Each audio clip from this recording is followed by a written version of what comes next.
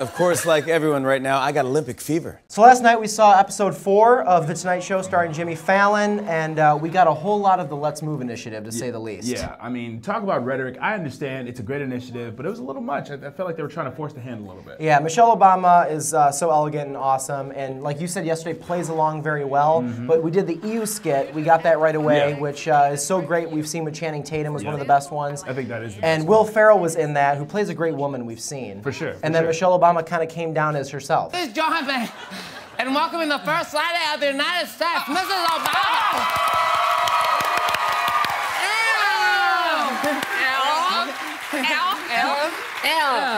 Yeah, she was just like featuring Michelle Obama. I was like, all right, cool. And her stepdad, Gary, Jimmy Fallon, Sarah miles. without an H. Hey girls, what you doing?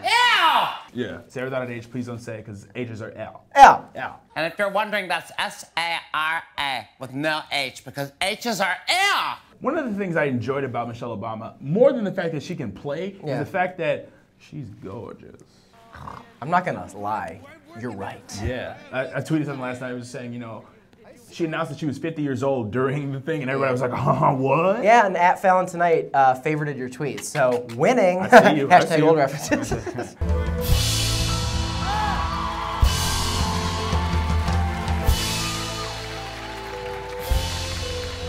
And I think that what kind of stole yesterday's show to me was the Will Ferrell like stupid figure skating routine in tennis shoes, in his like skin tight penguin tuxedo with white gloves on, which he was doing this in a top hat. A lot of flourish. I mean, he said it was an homage to Downton Abbey. Yeah. And then, you know, Fallon's like, oh, you watch Downton Abbey? He goes, I've never seen it. Never seen that episode. So that was just very Will Ferrell. I think what you saw there is what you get kind of with him. And he's never going to be a normal interview ever. And I don't think anybody wants him to be. No. So it worked, I guess. And it was interesting to hear him kind of promote the fact that we're getting an R-rated version of Anchorman 2. It's going to be like completely new material. Yeah, I couldn't tell if he was kidding or not. Then I was like, oh, he's serious. Right. Because then you got a press release like, oh, they did a whole musical segment they had to cut out of it.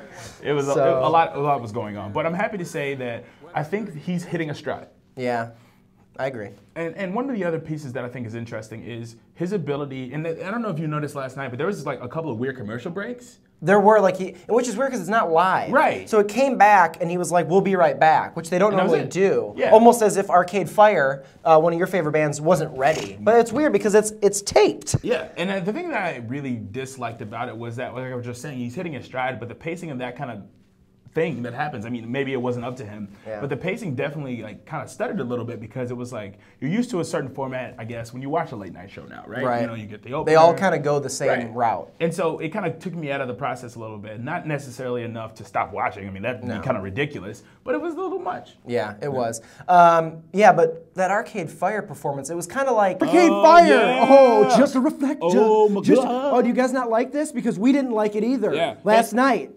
There's no reason for us to be doing this. There's no reason for us to be going like, hey guys, I'm in the camera, but I'm also Have you stopped watching yet? Okay, I really don't like Arcade Fire. No, they're the worst. But you know who I do like? Justin Timberlake, who is tonight's guest. Yes, what do you got, any predictions for tonight? Okay, so here's what I think is going to happen. I think we're going to definitely get a new incarnation, I should say, of the History of Rap series. I'd be shocked if they didn't do that. Very shocked, especially on a Friday. They're going to want to keep the views up, get people excited about it going into week 2. I think we may get a Barry Gibb talk show. I know Higgins kind of writes those when he does SNL. That makes sense. Yeah, and then I also think we're going to get a random appearance. It could be maybe somebody like Tracy Morgan before. It could be Jessica Biel. It could be Elton John. It could be anybody. It could be. I'll tell you who it won't be. Arcade Fire. Which is a great thing for us. So our last review will go live tomorrow. Thank you guys so much for watching this week. It's been fun. We might break down Seth Meyers next week. We'll see. But either way, thanks for watching our series we've been doing. And tune in tomorrow. Yeah. Bye, everybody. Hey, grow up. Grow up.